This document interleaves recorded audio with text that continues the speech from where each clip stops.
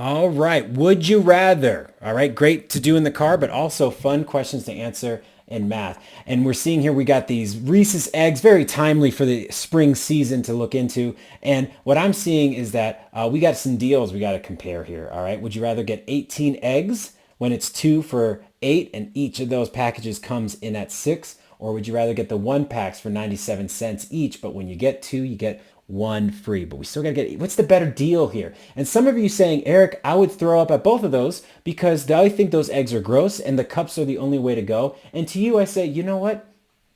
I'm not that fancy. All right. I like myself some nice Reese's eggs at Easter time.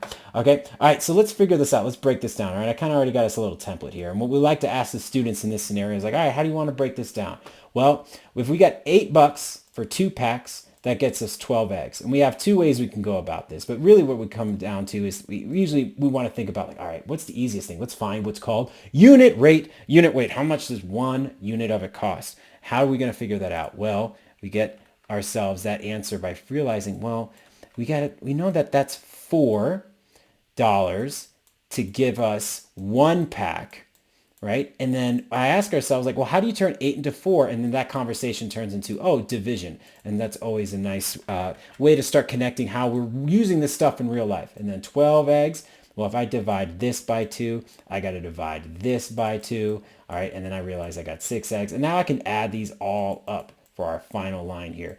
$12. All right. For our 3 packs, we're going to have to get 3 packs, it turns out. And that's going to give us our total of 18 eggs. All right, that's our goal. All right, that's how much it's costing us.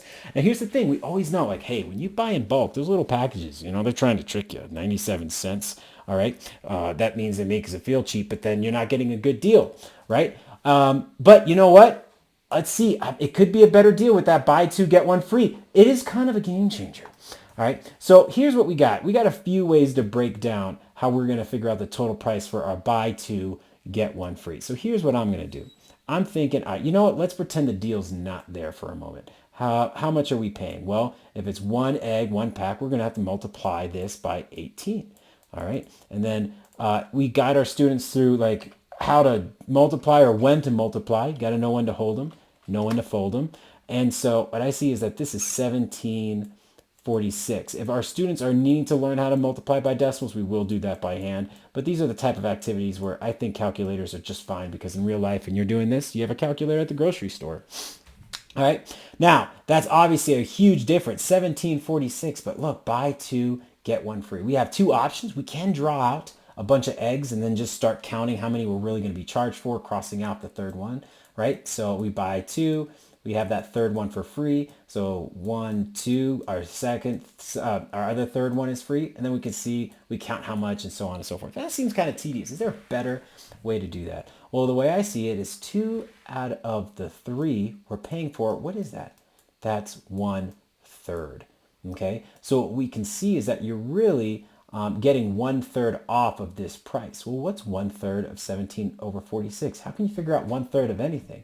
Well, you got 2 options. You can multiply it by 1/3, but that's kind of hard to do in a calculator. But what's definitely easier is you can do 1746 and you can divide it by 3.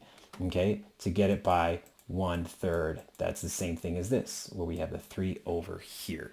Okay, so 582. That's our savings. 582. So what are we going to do with that number? That's how much we're saving. How do we compare that to our 17? And that's where our conversation gets led into subtraction. So then we want to subtract 582. Okay, and then we can start from scratch. 1746 minus 582. Drum roll. 1146. Okay. Assuming you're not trying to keep your blood sugar at a certain level, which I always want to let kids know that is an important thing, this is the better deal. So not only is it cheaper if you buy 18, but it also turns out maybe you don't have to get 18 or a whole bag of 6. Maybe you only do need 2 or 3 for the week or something like that. So these are the types of fun games that we like to start off our lessons with and let kids know why we really need to know multiplying and dividing. It could be a little bit more fun than we think.